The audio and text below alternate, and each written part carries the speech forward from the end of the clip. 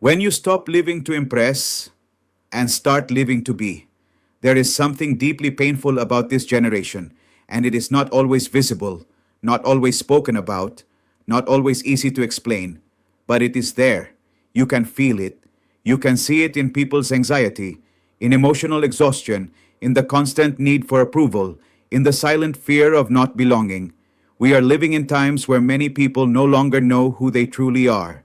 They know how to look. They know how to perform. They know what to say to be liked, what picture to post, what filter to use, what opinion to express so no one feels uncomfortable, what version of themselves to show depending on the room they are in. But they no longer know who they are when the noise disappears, when nobody is watching, when the phone is face down, when the lights go out and the soul stands alone in front of the mirror. And that is one of the greatest silent tragedies of human existence, losing yourself while trying to belong. Because there are people who have spent so many years trying to please others that they forgot who they were before trying to impress the world. They learned how to act, how to adapt, how to survive emotionally, how to become what others expected, but not who they really are. And living like that is exhausting because pretending is exhausting. Performing becomes heavy. Trying to impress drains the soul. Comparison destroys peace. There is no deeper exhaustion than betraying your own essence every single day. Nothing consumes more energy than waking up every morning feeling like you have to perform a role, smiling when you are broken, speaking differently to be accepted, dressing according to expectations, thinking the way others think, hiding your emotions, covering your wounds, disguising your insecurities, changing your personality just to avoid rejection. And little by little, without even realizing it, you begin leaving pieces of yourself behind in every attempt to be accepted. Until one day, you look at yourself and wonder, when did I stop being me? Because the problem with living for applause is that applause is never enough. Today they celebrate you, tomorrow they criticize you, today you are admired, tomorrow you are forgotten, today you belong. Tomorrow you are replaced. And when your identity depends on the opinions of others, your peace depends on them too. That means your happiness becomes fragile, temporary, borrowed, unstable, and nobody can live emotionally healthy while depending on external validation to feel valuable. Authenticity is not born from ego. It is born from peace, from emotional security, from maturity, from understanding something deeply important. You were not born to become a copy. You were born to discover your essence because every human being carries something irreplaceable, a voice, a story, a sensitivity, a purpose, a unique way of loving, a unique way of serving, a personality, a mark on the world. But we live in times where many people prefer imitation over discovery, following trends over developing wisdom, blending in over thinking independently, approval over authenticity, and that comes with consequences. Because when you abandon your essence to gain acceptance, you slowly empty yourself inside. You can have followers, money, attention, recognition, popularity, and still feel deeply empty. Because a life built on appearances can never sustain the soul. You may fool the world, but you cannot fool yourself forever. There are people who look successful on the outside while feeling emotionally exhausted on the inside because they spend their lives carrying an image that does not represent who they really are. And how heartbreaking is that? How heartbreaking to spend an entire lifetime trying to become someone you were never meant to be. How heartbreaking to grow older and realize you made decisions based on fear, stayed silent because of insecurity, hid dreams because of shame, pretended strength while your soul was quietly falling apart. How painful to discover that fear of what others might think controlled your life, because fear of judgment becomes an invisible prison. No bars, no chains, but still powerful enough to limit your freedom. It silences you, shrinks you, paralyzes you, makes you live from fear, fear of rejection, fear of criticism, fear of disappointment, fear of not being liked, fear of standing out. And listen carefully. Life becomes unbearably heavy when you spend it trying to be accepted by people who do not even know the real you. Because you will never please everyone. Never. Some people will love you. Some will misunderstand you. Some will judge you without knowing your story.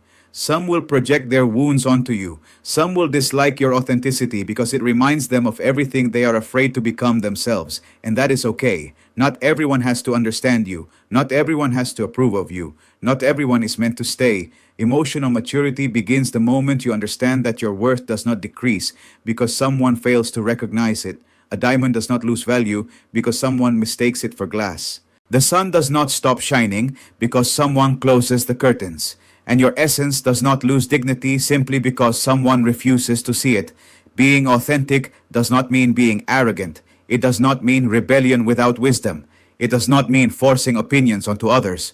Real authenticity carries humility, awareness, balance, consistency. Being authentic means having the courage to be yourself, without masks, without performance, without needing permission to exist, without changing who you are depending on who is around. It means being able to say, "This is what I believe. This is what I feel. This is what I am learning. This hurts me. This matters to me. This brings me peace." Without shame, without pretending, without emotional theater. Because authenticity does not scream. Authenticity carries peace. Authentic people are often simple, grounded, organic, human. They do not need to constantly prove themselves. They do not need to exaggerate. They do not need to convince the world of their worth because they already know who they are. And when you know who you are, you stop competing.